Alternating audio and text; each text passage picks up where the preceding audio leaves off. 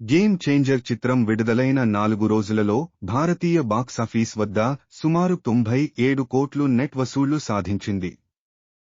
ప్రపంచవ్యాప్తంగా మొదటి రోజు 186 కోట్లు గ్రాస్ వసూళ్లు వచ్చినట్లు మేకర్స్ ప్రకటించారు.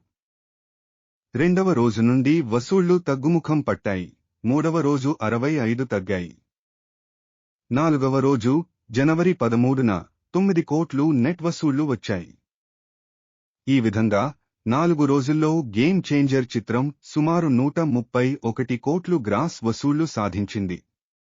ఇండియన్ బాక్సాఫీస్ వద్ద 97 కోట్లు నెట్ వసూళ్లు, హిందీ వెర్షన్ 23 కోట్లు, తమిళ వెర్షన్ 6 కోట్లు, కన్నడలో 3 లక్షలు కోట్లు వసూళ్లు వచ్చాయి. డాకు మహారాజ్ చిత్రం విడుదలైన 2 రోజులలో ప్రపంచవ్యాప్తంగా సుమారు 74 కోట్లు గ్రాస్ వసూళ్లు సాధించింది.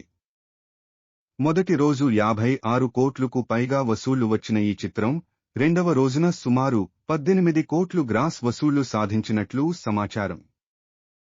ఇండియన్ బాక్సాఫీస్లో 2 రోజుల్లో 39 కోట్లు వసూళ్లు రాబట్టిన ఈ చిత్రం యునైటెడ్ స్టేట్స్లో కూడా 1 మిలియన్ మార్క్ను చేరుకుంది.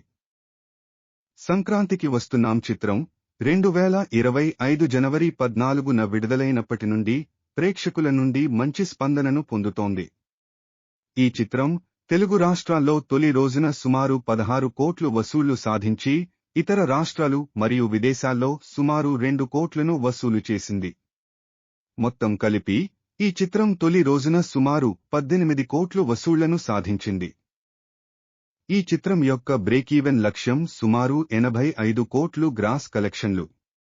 ప్రస్తుతం ఈ చిత్రం సుమారు 36 కోట్లు వసూళ్లు సాధించడంతో బ్రేకీవెన్ లక్ష్యానికి చేరుకోవడానికి ఇంకా సుమారు 49 కోట్లు గ్రాస్ కలెక్షన్లు అవసరం.